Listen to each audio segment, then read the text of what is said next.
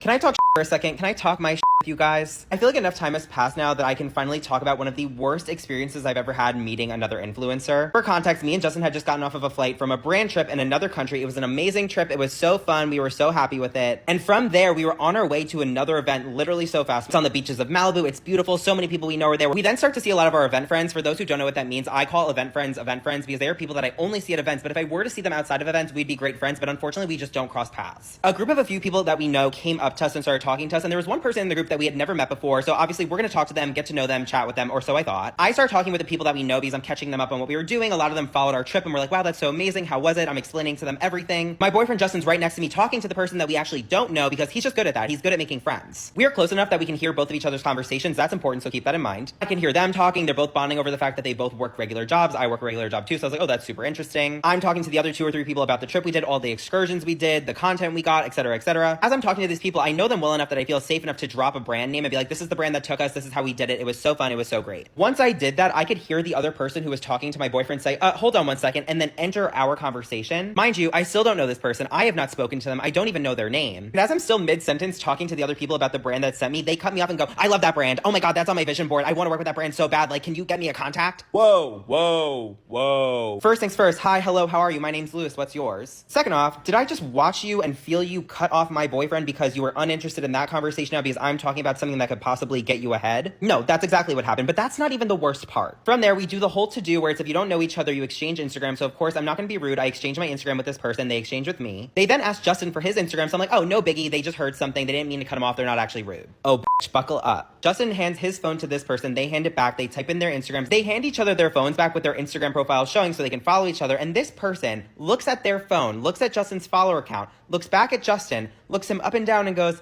I only follow people who have a lot of followers. Excuse the out of me? I don't know if you have rocks for brains, have never had a conversation, a real conversation with someone in your life, or have never learned how to network with people, but babe, that's not it. Right there, me and Justin were checked out of the conversation. He was like, yeah, I get it, whatever. We don't fucking get it, because I don't get following people and putting value on people based on their follower count. But that was it. I was like, we don't have to see them again. This event is really huge. We can go do other things. We actually don't end up seeing them for the rest of the event. And I'm just like, thank God. I get home and I come to find that I have a little notification in my messages on Instagram. Guess who? It's exactly who you think it is. The paragraph starts off, hey, it was so great meeting you today. I love that you worked with X brand. As I mentioned, they're one of my favorite brands and I've always wanted to work with them. Cool, I don't care. They go on to say to me, as social media creators, we're only as strong as our network and I really would appreciate if you would give me the email of the person that you worked with. That way I can reach out to them and foster a brand relationship with them. Us content creators have to stick together. I left that on read. It is still on read to this day because I still have the message in my DMs because sometimes I look back at it to fuel my hate fire.